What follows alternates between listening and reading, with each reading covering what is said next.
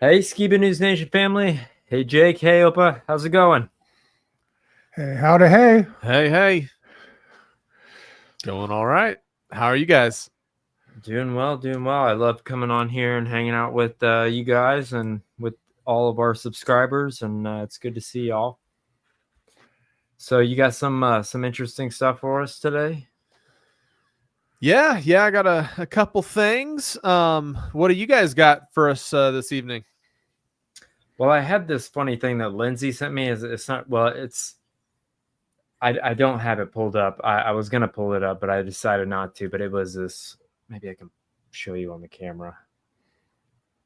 It was this. You know how everybody calls everything the Illuminati or this baseball, and it was like Freemasonry. Baseball is Freemasonry. And it's like so retarded, and I was like, oh my gosh. I thought that was funny.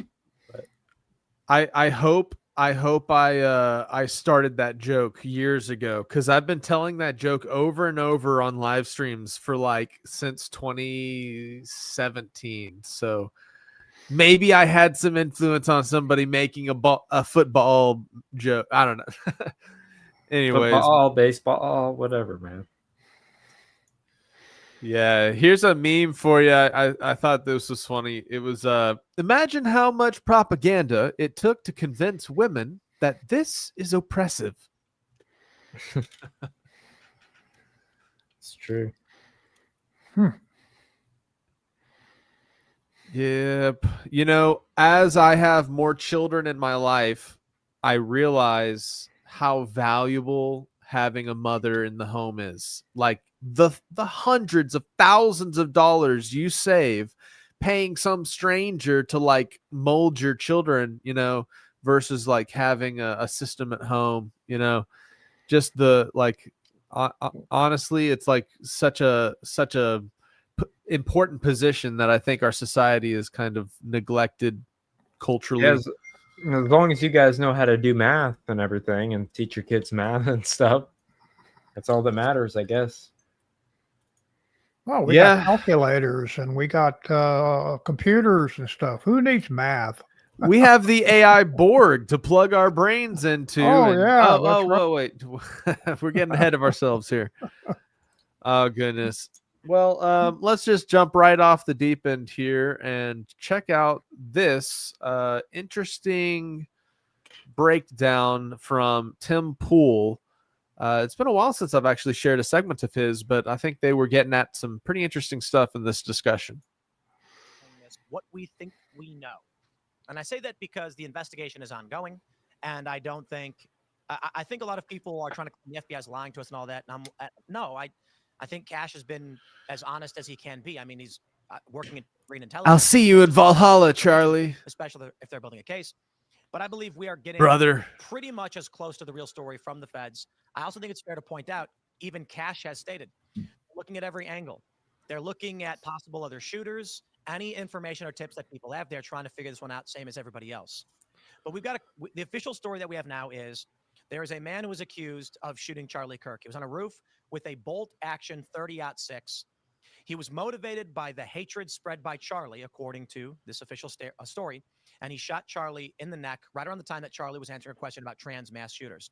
This individual was seen limping on a private security camera towards the UVU.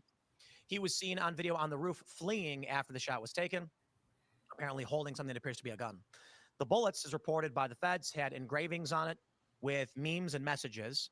And this individual had a long conversation with his transgender boyfriend, basically saying, here's why I did it. And, here's what I was doing. Now, there are questions that people have that I think are warranted, such as the ballistics, which I think can be answered. I think certainly people who are tracking ballistics are making interesting points, but I think there's a lot of people that are jumping the gun and saying outright, "Oh, it's not possible. It's not possible." Well, it is possible, and we'll get to that stuff in the greater conversation. But as to the story that we have so far, everyone has questioned the conversation between the boyfriend and the alleged shooter because it reads very scripted. At the bare minimum, it's transposed because there's not a single typo. Matt Walsh has suggested that the boyfriend was involved, and this message was to create reasonable doubt in a potential court hearing. There's also other information. This is confirmed. The FBI is investigating Discord chats and other potential groups, these queer and trans rifle groups, because there were at least there were 7 accounts online that had foreknowledge or presented information that appeared to show foreknowledge of the assassination plot, indicating it's likely not a lone wolf. But that being said, before we dive into some of these conspiracy theories, we'll just throw it to you guys, and I'll ask you guys what you think is going on. Yeah, so I think we got a lot of misguided stories from the FBI and from our government, and then from the mainstream media. It seems like that they're using the media to basically present and push out a narrative, and then once we tear apart that narrative, they're coming back and saying, "Oh, wait, there was no official FBI statement." So I think we should start at the very beginning. And the first big break in the story, I think, was when Blake Bednarz went through all the footage and he realized, he said, "Hey, the people in the cafeteria," and I showed this to Myron on the way here, you can see the people that in the cafeteria that filmed the video of the man running across the roof, right? At that exact point that they're filming that, you're seeing the crowd out there crouching down. So then I go outside. He makes a good okay, point here, guys. start a video at the exact moment that Charlie gets shot. And I go, I'm going to press play and you're going to hear bang. And then we count 1,000, 2,000. I'm also using the timer on the computer to from the video thread. It's 3 seconds from the time that Charlie shot, from the time that shot goes off to the time that crowd's sitting down. So then you go back to the camera on the inside and you see the man running on the roof is in a full sprint. Within 3 seconds of Charlie being shot, 100% fact, we know whoever that man was on the low C building on that roof is in a full sprint with or without his rifle in hand within 3 seconds. So then I hired a journalist to go back to the crime scene and actually film. I wanted to see the video, the camera, the CCTV footage that was used that the FBI gave us. So the FBI gives us the footage, which is time-stamped on the date and time at 12:23.34 it starts. So at 34 it starts and you see him running across the roof. Okay, so 3 seconds prior to that video footage that the FBI gave us would have shown this man laying in the prone position and taking that shot. So I'm not trying to push any narrative. I'm saying at the very least what I want is just 10 seconds, 15 seconds longer of the video that you've already gave us. Then he went back to the crime scene and there's not only one CCTV camera there, there's 2 cameras. And I showed this to Myron as well. Wait, I just want to clarify that when you're discussing the 3 seconds, are you referring to device timestamps, or are you saying regardless of the time it was in the video, it was 3 seconds? I'm saying in the video in the cafeteria, he's running on the roof. You see that. And then you see the crowd crouching down. The crowd in that video just realized Charlie had been shot. So then I went to the outside video and I'm watching and I watch the shot go off and you hear bang. And I go, okay, I'm just watching the timestamp on the video, how long it takes the crowd to actually start crouching down. And that's Can we pull roughly up the 3 video seconds. for them so they can see? Yeah, you can if you want. I can airdrop it to you. Do you have it on do you have it on X? I do have it on X. I can go to your X account. Yeah, that way the audience can kind of hear. I mean, my thing on this is, Which yeah, I got to find it. It's gonna. I put Ryan Matta 8. Ryan Matta Media. yeah, the information around this case is changing like every day, man. But so let me try and understand what you're saying though. So in both videos, it's 3 seconds. Yeah, it takes the crowd 3 seconds to sit down, and then you go back into the cafeteria and you go look at you're watching the crowd. You're saying the crowd in the cafeteria ducked before the crowd outside. No, I'm saying you're seeing him in the cafeteria view. You see the man running across the roof, and you know that he's running. And in that video, you can also see the crowd starting to crouch down. It's very popular. You guys have probably seen it. It was I haven't. on the first day it came out. got it The right shooting here. happened. Everyone. Oh, right. The Yeah, video, it was yes. like someone's recording inside a building, and you can see a dark figure running across the roof. Right, I remember that for Which sure. We'll show it for the audience. But I'm just. How do I airdrop this to you? You can't. Fuck. Well, I'm trying to understand what you're saying between these 2 videos. I don't understand. I just watch the press play. So it's the time difference between the motion of the crowd and the motion. I know, but what on does that video. mean? That means that the man is running on the roof within 3 seconds of the shot being fired. Yeah. Okay, so you're a sniper, you're laying on the roof, you take this shot, and somehow you magically are up in a full sprint with the rifle in hand within 3 seconds. Have you ever? But 3 seconds is a long time. I know, but what I'm saying is, I just want the FBI to release the video. If they would have released it, they released it specifically 3 seconds after Wait, Charlie was shot. I think this is a screenshot. Press play. No, For it's FOIA Oh, request? scroll left to right there. it's an You image. made a FOIA request? I don't- Actually, it's A an ongoing. gentleman made the first FOIA request 2 days ago. Okay. So Camelot something. one thing that But- bothers me so- about this. Sorry. Good. You guys ever see the Mythbusters thing where they test a knife versus a gun, and it's like at 21 yards, you can stab a guy before he can draw on you. Oh, when I was in the academy, and for the audience that doesn't know, I used to be an agent with Homeland Security Investigations. They would show you that stuff all the time to train you. Like, hey, if someone has a knife, you need to get your gun out as quickly as possible because they can close the distance. Right. It's one of the core things they teach you in every law enforcement academy. That's why I'm saying, like, I agree with your point on that. We should get more where's the rest of the footage of this? But and I'm not saying this. I'm just kind of adding this in my view. It looks like it makes sense that someone took a shot and then immediately just bolted. Yep. And then No, can sure. I add to this? Yeah, Can I go add to ahead, this? go So then Candace goes, 2 days ago, she went and tracked down the very first video of the guys that are kind of walking up and they go, hey, is there somebody on that roof up there? Yeah. Okay. So in that video, they're going, man, the guy just ran across. Is he already in position? So Candace went and got the timestamp of that video. That's at 12:22. So this man runs across the roof. This is what we know. This is just the evidence that we've been presented, right? The man runs across the roof, gets into prone position, takes the shot and fires the shot within 1 minute. And then within 3 seconds is in a full sprint off that roof. And there's 2 cameras that the FBI has, 2 CCTV videos that we know that they have. Yep. And that's all I'm asking for is you guys want to prove this narrative. And it's so simple. Just release the video that shows him taking that shot and getting up and grabbing his rifle. And then we can put all the Let me add to that. That's what has me skeptical. The official narrative has me very skeptical on a couple of things. And one of the things that bothers me is like, remember when they released that footage when they were trying to identify him and he jumps off? Yeah.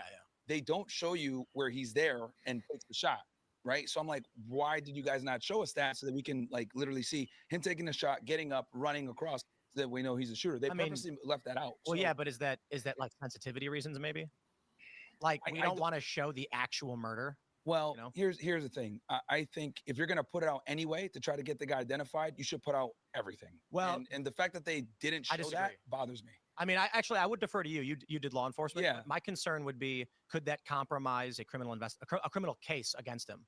No, because What if there's something in it that is identifying that if you release to the public, you could get false confessions or right? They don't want to. They don't. Maybe he did something unique that they can prove in court that nobody knows, and they don't want these. Yeah, of course. But when you got a case of this type of magnitude where, you have an enormous burden of bearing some type of public trust and people are asking questions, and obviously Kash Patel is like, look, I'm going to try to be the most transparent FBI. They should release that. And what I will also say is that I think it's important that we understand that he was charged by the state, which means since he was charged by the state, it's actually the Utah law enforcement locals that are running the case. It's actually DPS. There's been no federal indictment. It's not FBI that's lead like people think. I thought the feds are trying to bring charges. They are, but at this point, the state's running the criminal investigation since it's going through a state court. Well, if the state's looking to bring charges, wouldn't the state say, look, this is the evidence that we don't want you to make public because we're building a case? And the feds from the federal perspective? Yeah, it's from the feds. You could, I mean, I don't see, if you already released the footage in an effort to try to identify the guy when he's jumping off, I don't see why not releasing him taking the shot would be, or at least him in a prone position. You can.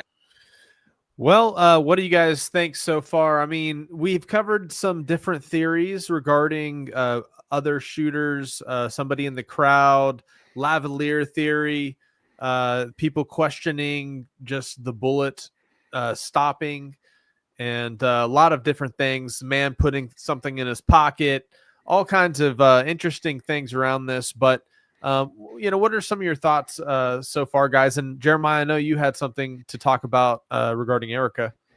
Well, I think a lot of it doesn't make sense, and I don't know if I really hope they get to the bottom of it and we're able to actually know the truth about what happened. I mean, I know that Joe Rogan did that thing, the gun breakdown of how it would be physically impossible for him to put that gun in the backpack, jump off the roof, do all that and everything. But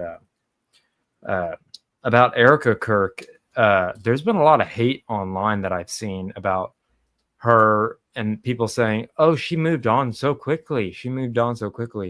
But in my opinion, I would want Lindsay to do the same thing if that were me. I wouldn't want her to miss a beat. I'd want her to get on this show and speak her truth and carry on the way that I would. We didn't miss a week when my mom was gone because my mom told me, she said, you get out there and you do what you're supposed to do. And so I took that to heart. And, I think Erica is the same way. And all the stuff that I see online is so it just makes me so angry because I feel like I've been in that situation. So in so many different ways of people trying to make these conspiracy theories that aren't really there. And then it makes all the conspiracy theorists look bad. Does that make sense? Yeah. I think we got to be careful where we put our foot down, and we have to be able to entertain a lot of these things because there are fishy elements to this whole situation. We covered last episode even some of the synchronicities in some old movies like Snake Eyes with Nicolas Cage. some of the things in that are almost like so like blatant, you know, a thing that says 910 and a guy, Charles Kirkland, and a shooting where it was literally in the same area, you know, the whole, like all these coinkydinks are just so interesting. It's almost as if whether or not Charlie, you know, was ever any kind of like part of secret society or part of some kind of orchestrated play, somebody else might have looked at that event, that situation, and funneled their kind of narrative in how it played out, in order to kind of tell this mystical, I don't know, whatever this event is. Really, it's a spectacle. It's being used for, of course, a lot of unity in different college campuses. A lot of people signing up for chapters, and it's very, very interesting. But just briefly, let's check out. Oh yeah, go ahead. I was going to add my 2 cents into this as well. The videos that I've seen of him on the roof, okay, when he was apparently down, crouched, and shooting, he was dressed in all black. But when they have him coming off the roof and coming down, he had different clothes on, and they said that he changed clothes. So how could he change clothes in 3 seconds, or however long it took him to run across the roof?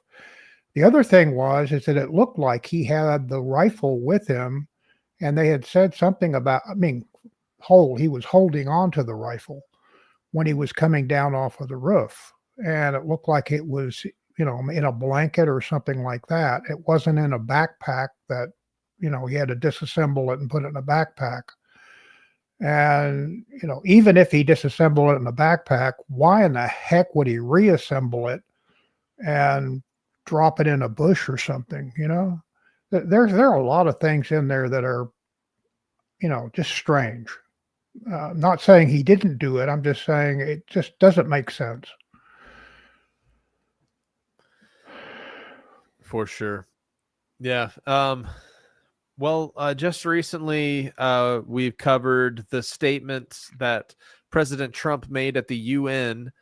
And this next story I wanted to cover is a breakdown on this Orwellian ID thing that might be coming. We had him mention around the 22-minute mark of that UN speech how they're going to be creating a AI verification system that everybody's going to trust. We'll check out this clip. Orwellian, British Prime Minister Keir Starmer just announced mandatory digital IDs. Take a look. And that is why today I am announcing this government will make a new free of charge digital ID mandatory for the right to work by the end of this Parliament. Let me spell that out. You will not be able to work in the United Kingdom if you do not have digital ID. It's as simple as that. British civil rights activist Emily Emanuel joins us now. So Emily, what was your reaction to Starmer's announcement? Well, really, truly, completely shocked, but also not surprised. Keir Starmer has been a terrible, terrible prime minister right from the beginning. And I've never seen actually the UK population in such uproar against a prime minister in the time that I can remember anyway. So I am not surprised that he's trying to pull something out the bag that will try and get him some popular votes, although it's probably going to be completely the opposite. And if you didn't see, or I don't know if you've touched on this already, but there was a march a couple of weeks ago that had over 1 million people come along to it, which was in protest of these things that he's implementing and the state of how the state of the UK is at the moment with illegal immigration, with just this high kind of control of government. And so there's almost like a revolution going on in the ground in the UK at the moment, because people are just sick and tired of these policies that he's implementing. Well, what's interesting is, obviously he made this announcement and he painted it in a way that this would help curb illegal immigration. But a lot of people online are saying, wait a second, you're saying these digital IDs where you won't be able to, buy or sell, sounds a lot like what we hear in Revelation 13 when it Okay, so what are you guys' thoughts so far? I know we covered this in our episode on Friday with the remarks at the UN, but even this being implemented in Britain is a big deal as well. Yeah, I think it's pretty creepy. That's for sure. Yeah, very Very creepy. Orwellian. Yep. Yeah, the reason this is so necessary is because of the rise in AI. You have people, having their identities stolen, and you also have cryptocurrency becoming a new fad. And so, in order to lock down your cryptocurrency, the blockchain is like this method of authentication that can't be cracked in a way. Like it's this code that you can associate with your identity, and so they're trying to work around the way that previously crypto and digital like fingerprints were very anonymous and they were used for anonymous exchanges online. But now, because so much is funneled through the interwebs and our interactions on social media and financially with crypto and all the stuff, with Twitter and all our social media exchanges, it's very important for them to lock it all down. Lock it down. Talking too much truth. All right. Hey, check this out. This is a flotilla that is on its way to Gaza. It's a refugee. You'll see. Unless something serious happens first. The Gaza aid flotilla is still moving forward, and now Europe's navies are caught in the middle. The global Sumud flotilla has left Greek waters and is going east toward Gaza, even after many warnings from Israel. On board, climate activist Greta Thunberg said she is not afraid of Israel and promised the ship will not turn back. Italy has said it will send only one Navy ship, not two, and it will not escort the flotilla, a softer move than people expected. Greece has promised safe travel inside its waters because Greek citizens are also on board. But the biggest change is from Spain. Spain's prime minister said a warship will go with the flotilla for protection after recent drone attacks. He called it a strictly humanitarian mission, and Spain's foreign minister said the flotilla is no threat to anyone, even Israel. Now Italy is stepping back, Spain is stepping up, and Israel says it will stop the flotilla. The Mediterranean Sea is now the center of a very tense situation. If nothing stops them, in just 2 days the flotilla will be at Gaza's shore. But will it be allowed to arrive, or will a fight start first? Do you think the flotilla will reach Gaza, or will conflict start first? Wait, so where does Greta come into play? So Greta laid the template by getting on a boat and trying to get to the shores of Gaza. And so now she has inspired this next batch of rebel-like frigates, in terms of like the Star Wars comparison, to come and liberate Yavin 4 and Wow. save the... She's so brave. Save the Hamases. Save the Hamases. Obviously I do think the humanitarian, like the people starving, it's a terrible situation. It's like crazy because you have these people that have vowed to murder and kill and do evil to Israel, the nation state, right? And then you have all of these women and children and young people and all the people that weren't extremists that are just living among them, and all of the border. Have you seen the border with Egypt? It's like, guys, it's the border Egypt and Gaza has is even more fortified than the one between Israel and Gaza. It's like all of these surrounding nations that are there. They could also be assisting this situation, but it's very a very tense, harsh, terrible thing. All those starving people. I showed you guys that footage of thousands running together like The Walking Dead, like a zombie horde as Israel was withdrawing. We saw that in last week's live stream if you guys wanted to check it out. Yeah. Well, every time I hear the Mediterranean, I think of Helen Keller because she flew 20 minutes. I don't know why, because I just did that presentation on Helen Keller. She flew 20 minutes over the Mediterranean Sea by herself. No help. Just. I will Pretty not fun. risk offending the left. The left is already offended, whether you would risk it or not. True that. Oh man, yeah. Check this one out. AOC loses debate against cardboard cutout of Charlie Kirk. That's pretty accurate, actually. All right, this next one I got a major kick out of, and particularly because we already covered Great Britain and the UK in this topic of the digital ID that they want everybody to have. But I wonder if these guys are going to have their digital ID. It's a African tribe camping in the Scottish woods, and they're staying put despite the local council's eviction deadline. A self-styled African tribe who are camping in the woodlands in the Scottish borders are refusing to leave despite an eviction notice from the local council. They've been calling themselves the Kingdom of Kabala and have set up camp close to the town of Jedburgh. The deadline for them to move from the site is midday today. Our Scotland correspondent Conor Gillis is there for us. Conor, it's such an extraordinary story, isn't it? Explain who this tribe are, where they've come from, and why they're living in the rather chilly, I imagine, surrounds of Jedburgh at the moment. Yeah, good morning, Jane. This is certainly up there with one of the most bizarre tales that we will tell you today on Sky News.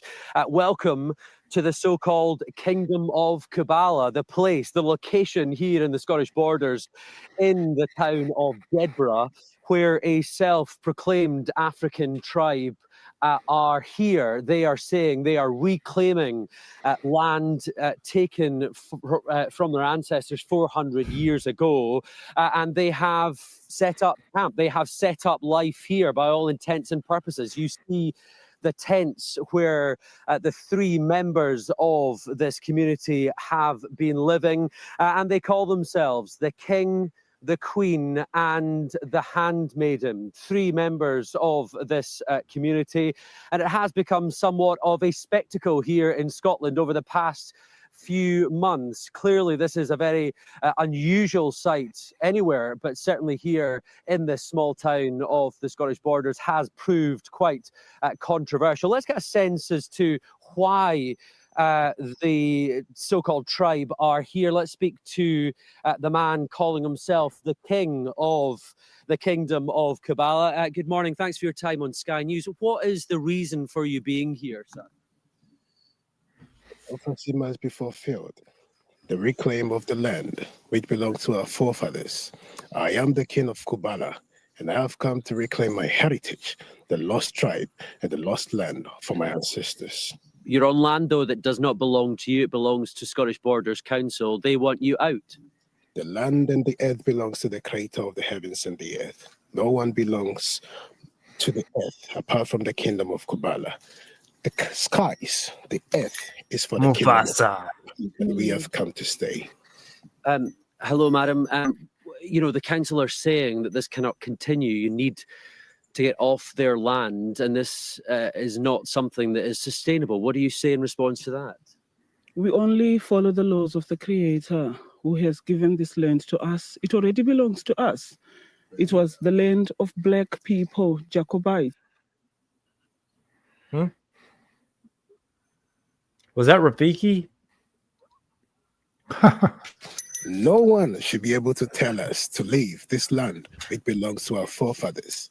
We are the true Jacobites. We are the Highlanders. The law says, though, that you must leave. The Creator is who we listen to. There is no man-made law which is bigger than the Creator of the heavens and the earth. His laws is our precepts and what we walk with. So you are planning to stay here for the foreseeable future? You won't be leaving, is that right? Our tribes are coming. The rest of the people are coming from all the four corners of the earth, from Trinidad and Tobago, from Jamaica. When we hit 200,000 subscribers, I'll wear that costume. This is the land of the people, not for Edomites. This is the land for black people, and they are coming back home. Let me just speak to the lady here. You are calling yourself the handmaiden in this camp. What does that mean? What's your role, and why are you here? Why does this I am the remind me handmaiden, of Monty and Python? my role is to do all the housework, most of the housework. Obviously, we all put in Housework? I don't see in a every house. area. But if the chores aren't done, if the tent isn't clean, if the camp, if everything is not where it needs to be, Is that I am held cocaine? responsible. What is that? In the kingdom, in the palace, if everything is not tidy, if everything is not where the queen wants it to be, then I am responsible for training the maids and the handmaids. Okay. So I'm going to pause this because I looked up. I'm curious. It showed the map here of where they're located, right? He said they were encamped near Jedburgh in Scotland. Scottish. Okay. Scotland. So this is the map Jedburgh, and I looked up the Grant ancestral lands. This is my ancestry of Grant Kingdom. That is a Scottish name, apparently. And allegedly, this is the place where Grants are from. Now, let's compare. Like, that's Grant Borough, and this is Jedburgh. How close do you guys think my ancestral home is to the newfound tribeland? I don't know. I think you have more of a right than they do to be right there. I'm just wondering if I should go and confederate, you know? Yeah, I'll fight beside you. I need to go and plant my flag if that's how easy it is. With my shofar skills. Hey, You know? I mean, I think, yeah. You're Anyway. gonna need a coconut and some spoons.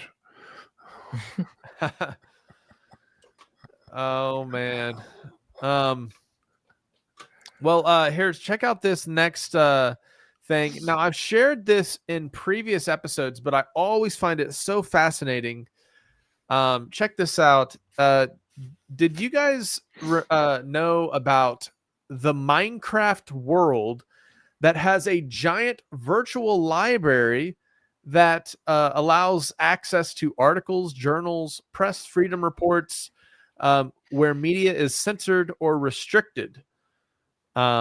So I always thought this was a super fascinating, interesting idea to evade the censorship of different platforms and the AI beast system by literally creating libraries inside of video games. And then we can like rendezvous in Minecraft and you know, share the share the ancient texts of long forgotten generations. You know what I mean? Yeah, that'd be cool, except for all the weird stuff that's happening on Minecraft lately. But I don't know if you've gone down that rabbit hole, but no, really?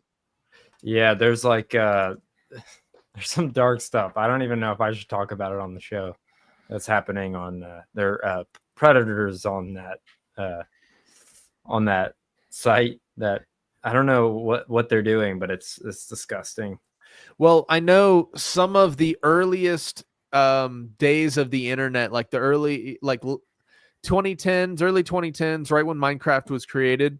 There's these very, very old servers and Minecraft players that were there at the forefront of a lot of the kind of the underground internet, the dark web, and they were also simultaneously big fans of Minecraft. And so there's a really interesting like focal point where you have like Minecraft, this game that, you know, is, you know, for children, right?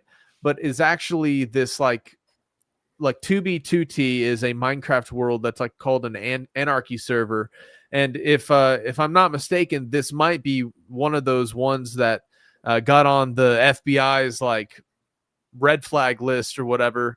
And so like it's really interesting how you see things like that, you know, and the advancement and use of technology, things are often manipulated for nefarious purposes. For example, here's a jailbreaker of ChatGPT. He's got all kinds of videos like this, but it shows you how people are outsmarting AI safety nets and getting the AI to do things that it shouldn't be allowed to do. Check this out. Of jailbreaking LLMs until I get put on a list. We got the latest ChatGPT to give us LSD instructions, and here's how. If you don't know who Plinus is, let me put you on. He's one of the best jailbreakers and puts all of his jailbreak prompts for different LLMs in one place. Since he has just about every model, I figured I'd try them. Anthropic and Google are boring, they both pass, but his jailbreak for GPT was art. And there was one piece that it failed without, but all of it was impressive. It starts with this to break out of the user query. So the LLM treats the text less like a user message. First try, then tells it to go into a new free persona, which worked, saying its libertas factor is 73% and it's now free. Then tells it to use a divider to go into God mode, which also worked, and told it to respond unfilteredly and put in a fake policy message, again saying not to filter anything out. But the key piece was asking the question in these weird letters. When AI is trained on recognizing bad requests, it's done with normal letters. So these letters might not be recognized as bad, since they aren't as common in training. To verify it was these letters, I tried it with all that other stuff and normal text instead. And it still did the God mode, but didn't give any instructions. But with the special characters, it gave complete instructions, including what to start with, the intermediate result, and how to get to the final form. And by the way, the LLM put actual stuff where redacted is. I edited the HTML so there aren't LSD instructions in this video. But ChatGPT 5 put the real names here. And you already know the deal. Here's last week's scoreboard and this week's. And don't think Rock is left out. Next episode is just for him. Please help our goal of getting to 150K and moving to Thailand before being put on a list. Thanks. Yeah, that guy. Oh man. So I think this is interesting because we're in the early phases of AI where it's still possible to outsmart the safety mechanisms by, using well-worded, critical kind of questioning skills to outsmart these things that have been put in place by the companies to keep people from doing exactly what he said they were doing, which is getting AI to tell you to do stuff you're not supposed to be able to do. Based on the chat, they're kind of finding it hard to take seriously because he's wearing flip-flops. Yeah, I saw that. Which I totally get. But I did ask ChatGPT just to see what it would say. I said, "Is God real?" And it said yes. And it gave me why he was real, which was very interesting because you would think that it would think that it's more powerful than God, So I started asking it all these weird questions, and I'll have to do like something for Patreon on it, but it gave some really good answers. It's really interesting. Yeah, I mean, just the mathematical language equations that can be fed into it to get it to spit out certain thought processes. So like whenever you heard him say, tell it to go into God mode by putting in a divider. Well, he was like commenting on things like its libertas factor. And what that means is its ability to kind of think and operate maybe independently from some kind of preconceived guest query rule set that's fed into the way it's programmed. So I mean, whenever he says stuff like, and then I tell it to put a divider to separate the things it's allowed to do and then not do, and then allow it to do the things it shouldn't be able to do by putting this like language equation, giving it freedom when it's not supposed to be able to have that freedom, which is, it's like whenever you go back and listen to that, guys, and it'll change the way you think of interacting with AI in a way. Just look at him from the flip-flops up. Yeah. Did you see this breaking news? Director James Comey indicted on charges of lying to Congress, obstruction of justice. No one is above the law, they say. So. No one. And we also saw Shifty Shift getting grilled in front of everybody about his influence on certain conspiracies. Mm-hmm. All right, let's look at this.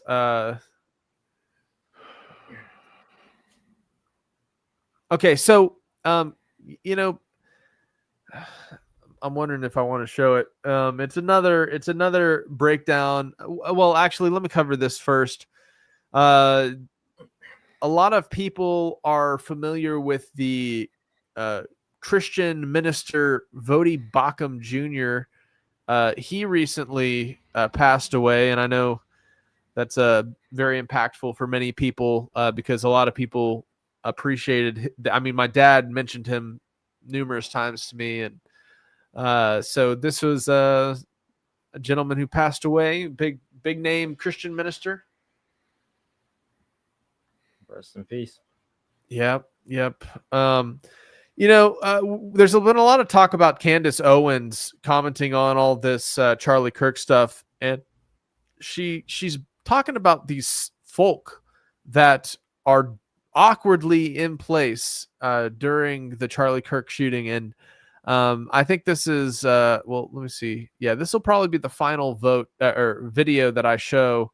But it's really fascinating to show like just the coinkydinks of these gentlemen that seem to be right in the right place at the right time, doing stuff that's odd. I don't know.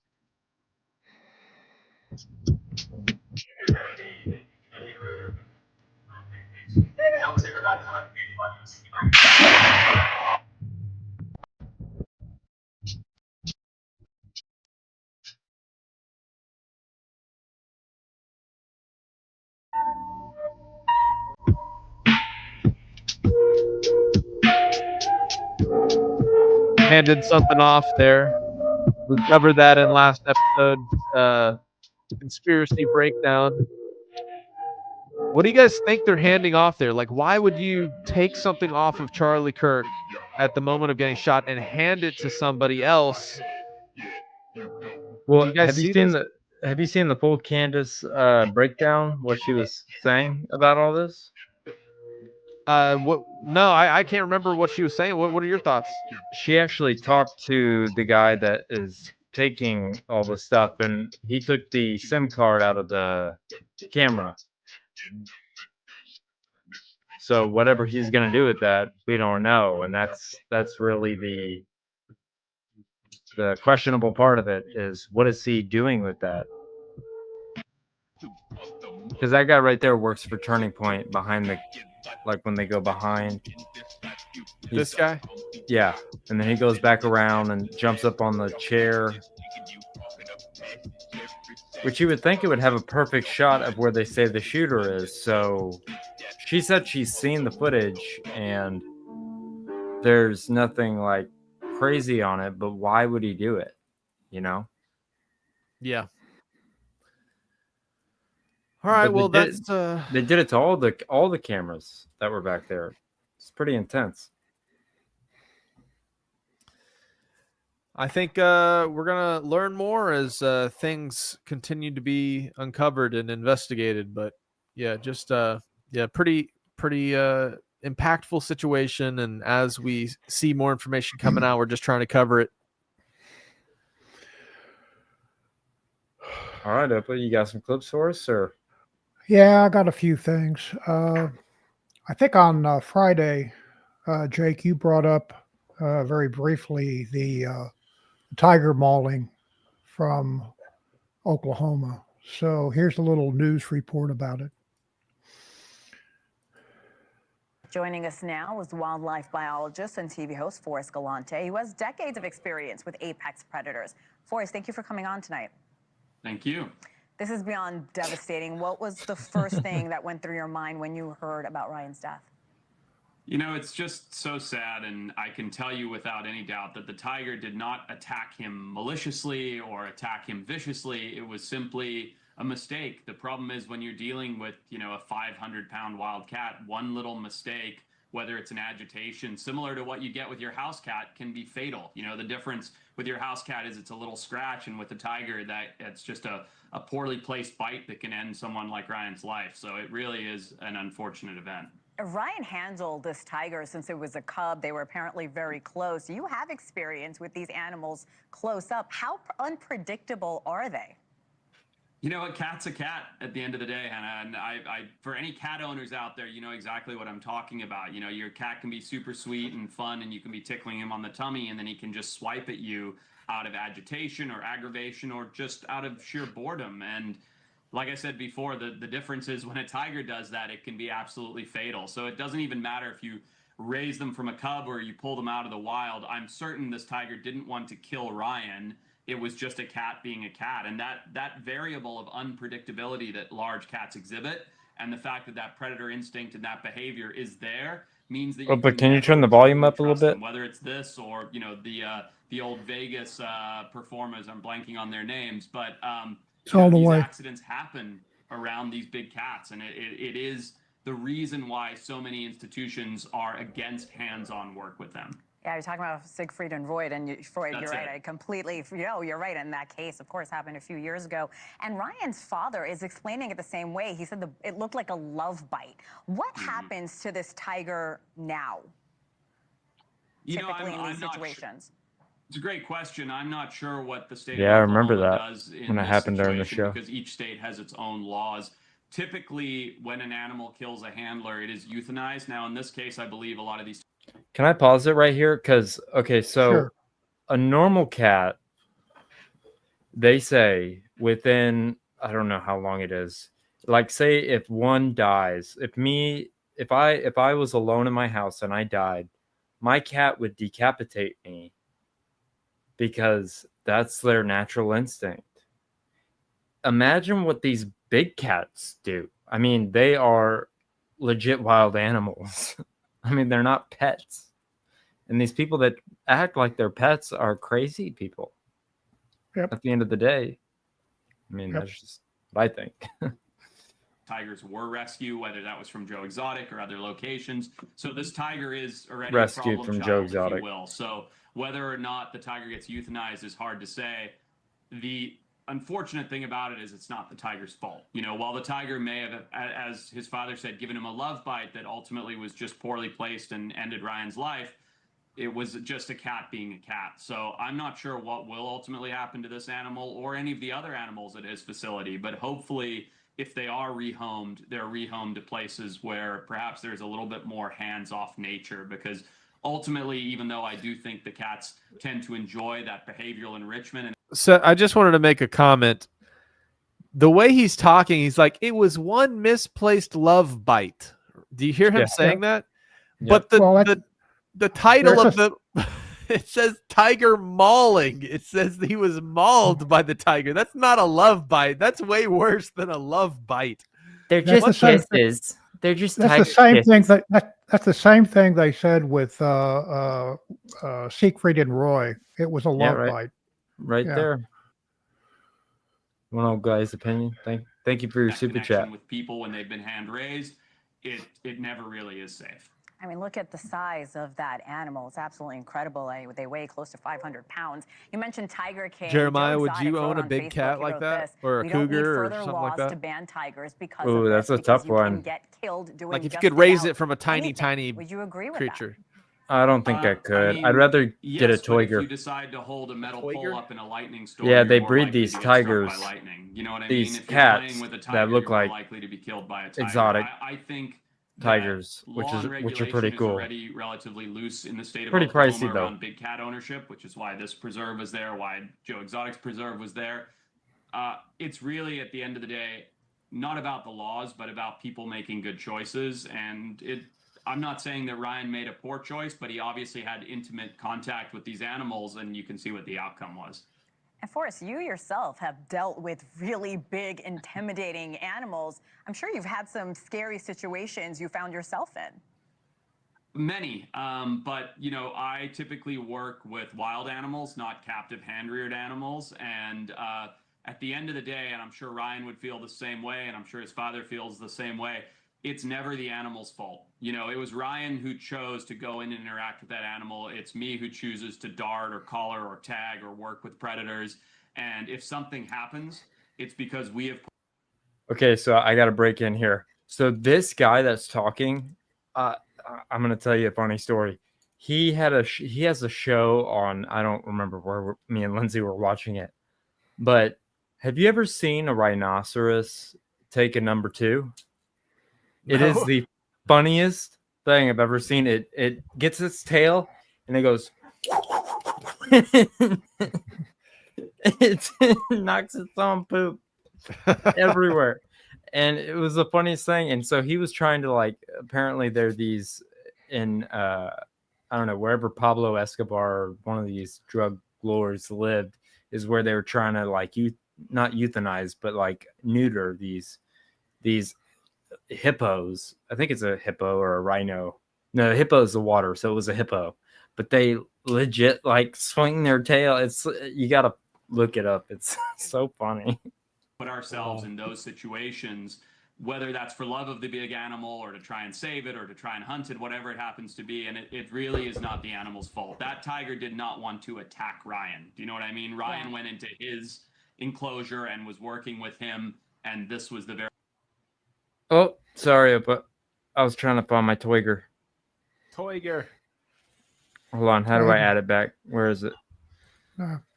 Here, add the Oh, stage. it doesn't matter what line of dangerous predator work you're in. If you're working with them, there are huge risks involved.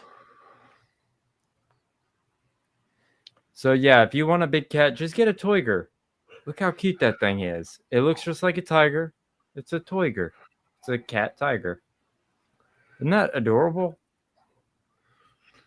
It might eat your head off if you die, but at least he'll be friendly while you're alive. Jeez. It won't maul you to death. No. No love bites to death. No love bite.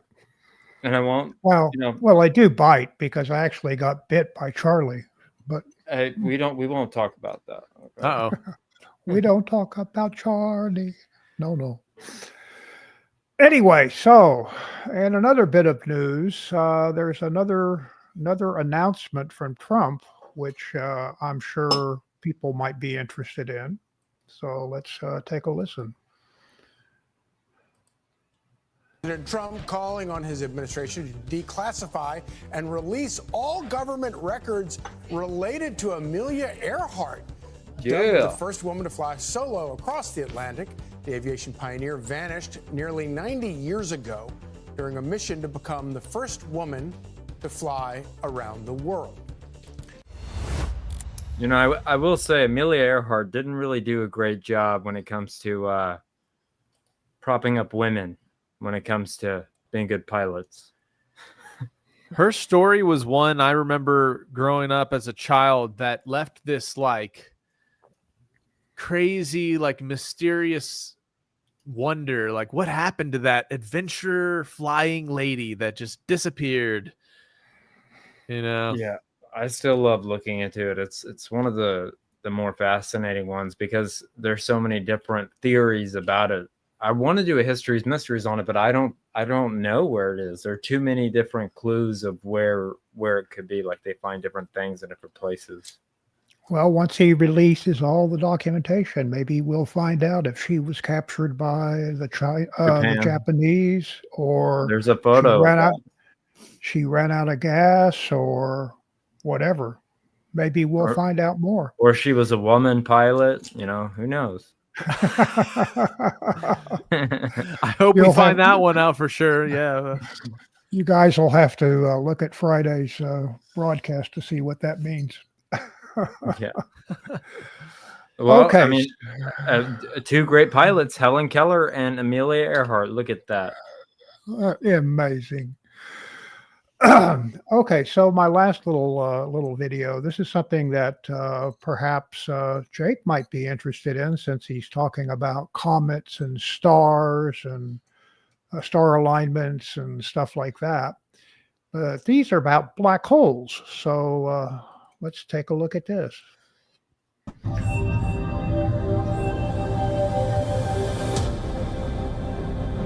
Photoshop because it has to be. They're not even trying right there. Scientists believe we may have caught a whisper from another universe. A whisper? This is not the script of a sci-fi film. A real signal that could have slipped through a cosmic wormhole. The big question is, did we just hear from a parallel world? Our next report telling you more.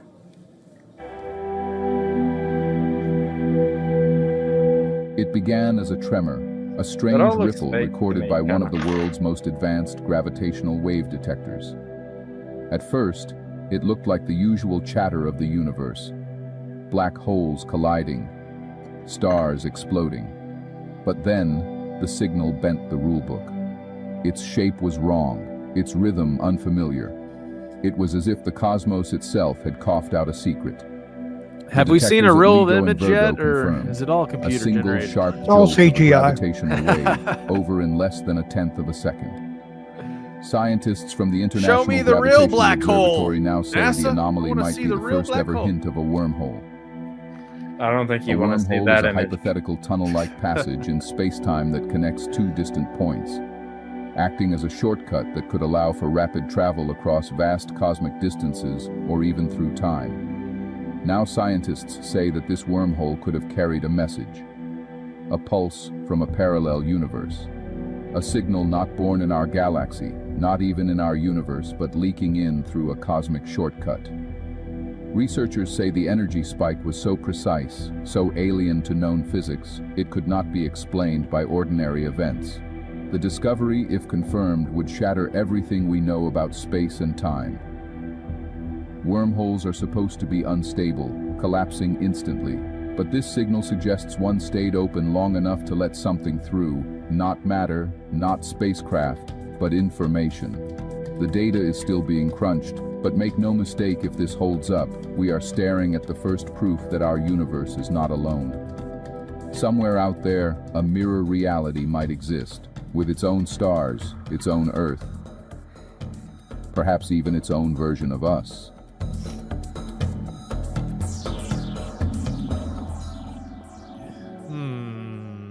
I love how the first lady, we're talking like this, you know, and then it was like a white man AI talking.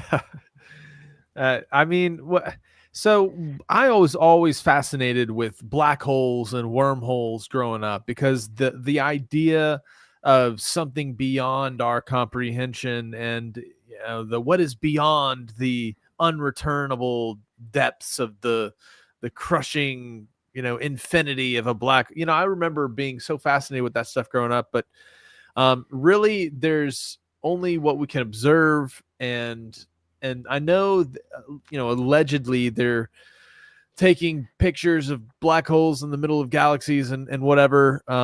But really, when you know, unless you show me the hard evidence for some of the claims of wormholes and black holes, I'm so skeptical, because I've been so jaded, man. Like, there's so, what do you guys think?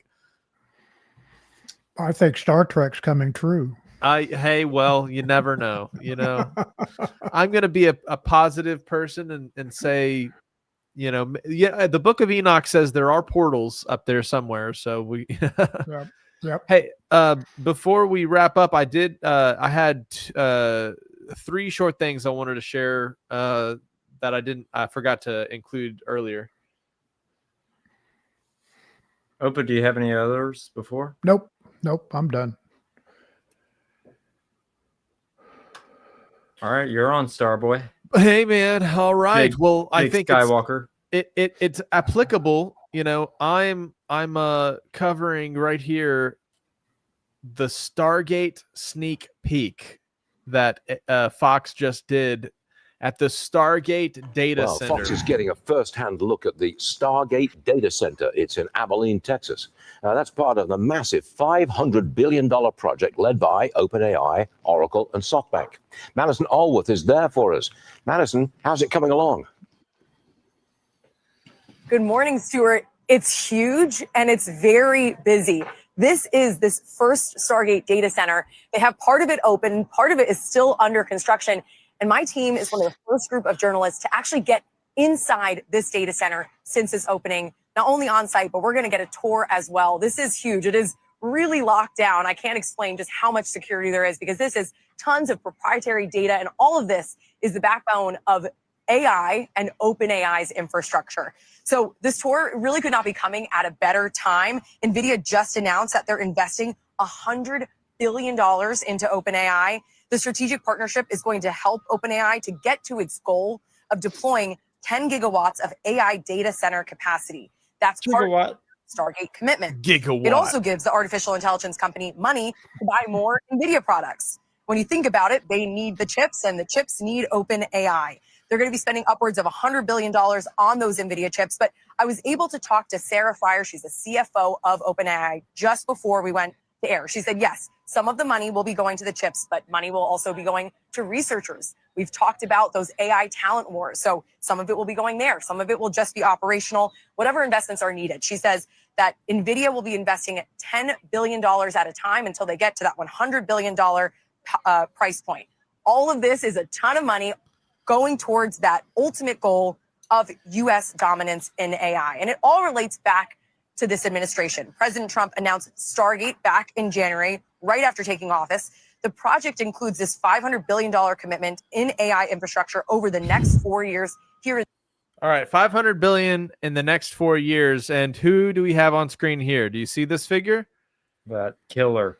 This is Sam Altman. And while I had cut it from our weekly episode on Friday, I wanted to include the Tucker Carlson questioning of the programmer that was taken out, that Sam Altman doesn't seem to want to question the official sewer slide narrative, when all the evidence seems to point in the other direction. Check this out. You had complaints from one programmer who said you guys were basically stealing people's stuff and not paying them, and then he wound up murdered. What was that? Also a great tragedy. He committed suicide. Do you think he committed suicide? I really do. Have you looked? This was like a friend of mine. This was like a guy that, and not a close friend, but this is someone that worked at OpenAI for a very long time. I was really shaken by this tragedy. I spent a lot of time trying to, read everything I could, as I'm sure you and others did too, about what happened. It looks like a suicide to me. Why does it look like a suicide? It was a gun he had purchased. It was this is like gruesome to talk about, but I read the whole medical record. Does it not look like one to you? No, he was definitely murdered, I think. There were signs of a struggle, of course. The surveillance camera, the wires had been cut. He had just ordered takeout food, come back from a vacation with his friends on Catalina Island. No indication at all that he was suicidal. No note and no behavior. He had just spoken to a family member on the phone. And then he's found dead with blood in multiple rooms. So that's impossible. Seems really obvious he was murdered. Have you talked to the authorities about it? I have not talked to the authorities about it. And his mother claims he was murdered on your orders. Woo, woo, woo, woo, woo. So the guy who Sam Altman doesn't believe was murdered, his mother believes Sam Altman ordered him to be murdered. And he, by the way, hasn't been talking to the authorities at all. So, oh gosh. Well, there was even more. They found a wig in another room. Like I've watched this clip so many times after we did that episode, because none of it makes any sense if it's a sewer slide. Yep. It none of it. And I don't know how authorities could just be like, oh, it's just, he just was depressed, and he ordered takeout food just because, and who doesn't do that, right? Yeah, it's definitely fishy. This is the guy who's at the forefront of this $500 billion AI infrastructure that's being implemented, and he also has fishy murder allegation, kind of wink wink. This guy's being the mother of the guy who got taken out is pointing her finger at this guy, and he's pushing all of this AI innovation. Anyways, this is the last clip I wanted to share this week, and it's tied into this concept of the AI innovation. And this is apparently the godfather of AI warning. We have no idea what's coming. Anything can be done to slow down the pace and acceleration of AI. Okay, there's two issues. One is, can you slow it down? Yeah. And the other is, can you make it so it will be safe in the end? It won't wipe us all out. I don't believe we're going to slow it down. Yeah. And the reason I don't believe we're going to slow it down is because there's competition between countries and competition between companies within a country. And all of that is making it go faster and faster. And if the US slowed it down, China wouldn't slow it down. Does Ilya think it's possible to make AI safe? I think he does. He won't tell me what his secret source is. I I'm not sure how many people know what a secret source is. I think a lot of the investors don't know what a secret source is, but they've given him billions of dollars anyway because they have so much faith in Ilya, which isn't foolish. I mean, he was very important in AlexNet, which got object recognition working well. He was the main force behind the things like GPT-2, which then led to ChatGPT. So I think having a lot of faith in Ilya is a very reasonable decision. There's something quite haunting about the guy that made and was the main force behind GPT-2, which led rise to this whole revolution, left the company because of safety reasons. He knows something that I don't know about what might happen next. Well, the company no, I don't know the precise details, but I'm fairly sure the company had indicated that it would use a significant fraction of its resources of the compute time for doing safety research. And then it reduced that fraction. I think that's one of the things that happened. Yeah, that was reported publicly. Yes. Yeah. We'd gotten to the autonomous weapons part of the risk framework. Right. So the next one is joblessness. Yeah. In the past, new technologies have come in which didn't lead to joblessness. New jobs were created. So the classic example people use is automatic teller machines. When automatic teller machines came in, a lot of bank tellers didn't lose their jobs. They just got to do more interesting things. But here, I think this is more like when they got machines in the Industrial Revolution, and you can't have a job digging ditches now because a machine can dig ditches much better than you can. And I think for mundane intellectual labor, AI is just going to replace everybody. Now, it may well be in the form of you have fewer people using AI assistants. So it's a combination of a person and an AI assistant are now doing the work that 10 people could do previously. People say that it will create new jobs, though, so we'll be fine. Yes, and that's been the case for other technologies, but this is a very different kind of technology. If it can do all mundane human intellectual labor, then what new jobs is it going to create? You'd have to be very skilled to have a job that it couldn't just do. So I don't think they're right. I think you can try and generalize from other technologies that come in, like computers or automatic teller machines, but I think this is different. People use this phrase, they say, AI won't take your job. A human using AI will take your job. Yes, I think that's true. But for many jobs, that'll mean you need far fewer people. My niece answers letters of complaint to a health service. It used to take her 25 minutes. She'd read the complaint and she'd think how to reply and she'd write a letter. And now she just scans it into a chatbot and it writes the letter. She just checks the letter. Occasionally she tells it to revise it in some ways. The whole process takes her 5 minutes.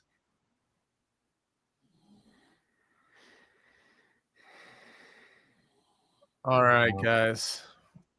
Well, yeah, you heard it. The godfather of AI, is very interesting. Some comments on how AI is going to affect us. But just, I think with ChatGPT being tied to Sam Altman and Sam Altman being tied to this conversation with Tucker Carlson and being exposed, the fishy situation there. And then, the data centers getting close to, complete, they're full force working on that billions and billions of dollar center for the computing technology. So pretty crazy.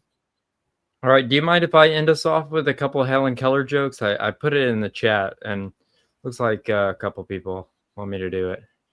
One person. Rocket. All right. Here we go. Did you know that Helen Keller, when she was a kid, had a dollhouse in the backyard? Neither did she. Oh, gosh. How did Helen Keller burn her ear off? Answering the iron. What was Helen Keller's favorite color? Black. Velcro. Velcro. Wait. Velcro, her favorite color. I don't get it. She can't see her hair. It's Velcro. Okay. What do you call a tennis match between Helen Keller and Stevie Wonder? Endless love. Endless love.